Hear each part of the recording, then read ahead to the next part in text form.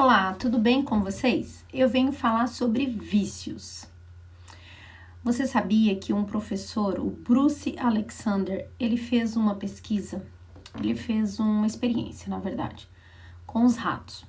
Então ele colocou os ratos numa gaiola, isolados, e com uma garrafa, com um recipiente de água deles, com cocaína, com droga. E aqueles ratos se viciaram rapidamente. Depois disso, ele pegou esses mesmos ratos e fez um parque de diversões, fez ali um paraíso dos ratos para aqueles ratos viverem. E colocou as mesmas 2 garrafas de água, uma garrafa de água com droga, outra sem.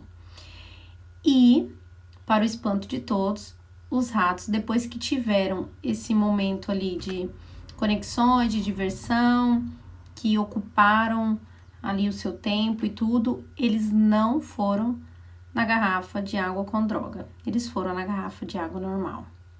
O que isso nos ensina?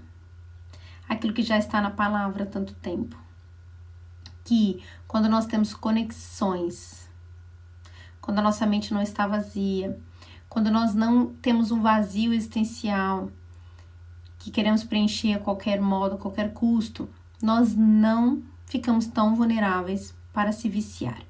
Então, essa pesquisa mudou um pouco aquilo que sempre se falou sobre vícios, não é? Porque nós achávamos que era só deixar a pessoa sem acesso às drogas e tudo isso, mas não é. Essa pessoa, ela precisa, a pessoa que tem uma tendência genética ou o que for, pelo convívio, pelo entorno dela, não basta somente abster aquela pessoa de estar em um ambiente daquele ou com a substância. Ela precisa de conexões, ela precisa de sentido para a vida, ela precisa, e agora eu vou falar mais além, não é? Do que ele coloca ali. Ele coloca um experimento científico, mas eu tô aqui falando das emoções, falando de fé, falando da palavra, olhando o ser humano no holístico, como espírito, alma e corpo. Nós temos um vazio, que ele só é preenchido com Deus.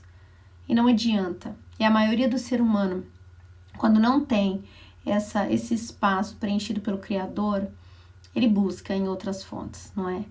E não só isso, mas se não tivermos conexões, primeiro com o nosso Criador, depois conosco mesmo, em busca da nossa identidade, do amor próprio, e depois com as pessoas do nosso entorno, se não temos um propósito de vida, nós facilmente somos levados aos vícios. E aqui eu quero acentuar vício em todos os aspectos, não é?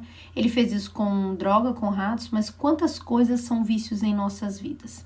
Quantos hábitos destrutivos você tem? Queria te trazer para essa reflexão. E isso é bem mais além, porque os vícios, as prisões emocionais, elas nos levam aos vícios.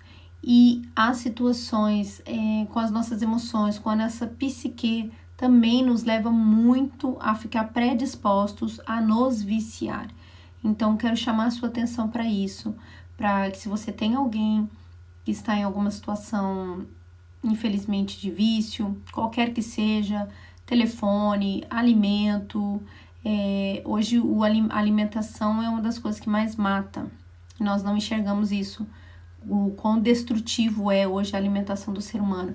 Enfim, se você tem alguém ou você mesmo com telefone, com redes sociais, no trabalho, com alimentação, com sexo, com drogas, com o que for, o primeiro passo, o caminho aí é para entender, para se conscientizar que essa pessoa ela precisa criar conexão, primeiro com ela, e dentro dela ela descobrir, ela procurar, ela questionar sobre o Criador e se achegar ao Deus Pai, o Todo-Poderoso, o Criador, e então criar conexão com esse Deus, consigo mesma. Quantas pessoas já se perderam no caminho? Então, consigo mesma, com o Criador e com as pessoas ao nosso entorno. Eu desejo que você possa encontrar a cura dessa prisão emocional que é o vício, que tanto destrói, que tanto faz mal. Quem já conviveu assim como eu, já tive em minha família pessoas com vícios, não é? E que é tão doloroso, é tão disfuncional, faz tanto mal.